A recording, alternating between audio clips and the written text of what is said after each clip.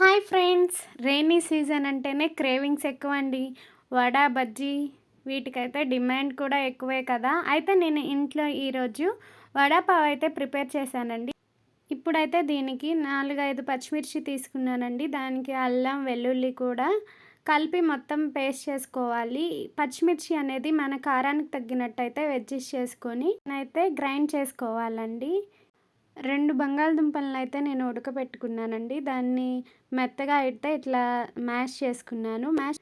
ఇప్పుడైతే ఒక ప్యాన్‌లో ఆయిల్ వేశాను. ఆయిల్ హీట్ అయిన తర్వాత 2 మీడియం సైజు ఉల్లిపాయలైతే చాలా సన్నగా చాప్ చేశానండి. ఇప్పుడు దీంట్లో ఉప్పు, పసుపు కూడా వేసుకొని 2 మినిట్స్ అయితే మనం ఫ్రై చేసుకోవాలండి. ఇలా ఫ్రై చేసుకున్న తర్వాత గ్రైండ్ చేసి పెట్టుకున్న అల్లం, వెల్లుల్లి, పచ్చిమిర్చి పేస్ట్‌ని కూడా వేసుకొని 2 సెకండ్స్ అయితే మనం ఫ్రై చేసుకోవాలండి. ఇలా ఫ్రై చేసుకున్న దాంట్లోనే ఒక హాఫ్ టేబుల్ స్పూన్ అయితే ధనియాల పొడి కూడా వేస్తున్నాను. ధనియాల పొడి కూడా వేసిన తర్వాత 2 మినిట్స్ అయితే మనం ఫ్రై చేసుకొని బాయిల్ చేసి పెట్టుకున్న ఆలూని కూడా వేసుకొని మొత్తం ఒకసారి మిక్స్ చేసుకొని 2 మినిట్స్ అయితే మనం కుక్ చేసుకోవాలండి. ఈ వడపావు కోసం అయితే చిన్న కారం అయితే రెడీ చేసుకోవాలండి. దానికి 1 టేబుల్ స్పూన్ అయితే ధనియాలు తీసుకున్న. ధనియాలు 3 టేబుల్ స్పూన్స్ అయితే వేయించుకున్న పల్లీలను కూడా వేసానండి, గ్రౌండ్ నట్స్.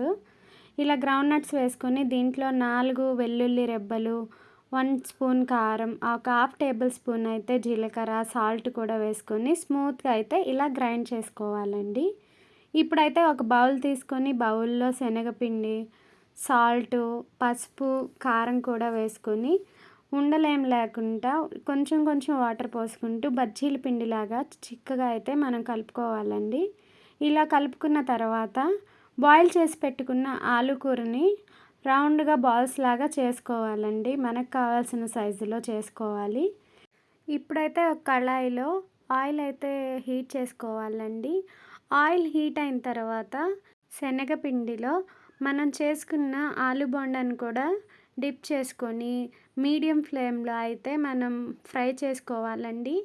ఇలా 1 బై 1 మనం ఆలు బోండాలన్నీ వేసుకొని నిదానంగా 2 సైడ్స్ మనం టర్న్ చేసుకొని ఫ్రై చేసుకోవాలండి.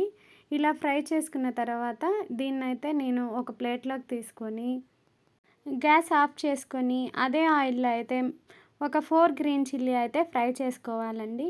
ఇప్పుడు ఒక బన్ తీసుకొని పావు బన్‌ని మిడిల్‌కి వీడియోలో చూపించినట్టుగా కట్ చేసుకొని దాంట్లో మనం రెడీ చేసి పెట్టుకున్న పల్లీల కారము, ఆలు బోండా కూడా పెట్టుకొని టేస్ట్ చేస్తే వేడి వేడి వడపావ్ అయితే చాలా బావుండిద్దండి. ఇంట్లో చేసుకుంటే అందరం తినొచ్చు, హెల్తీగా కూడా ఉండొచ్చు.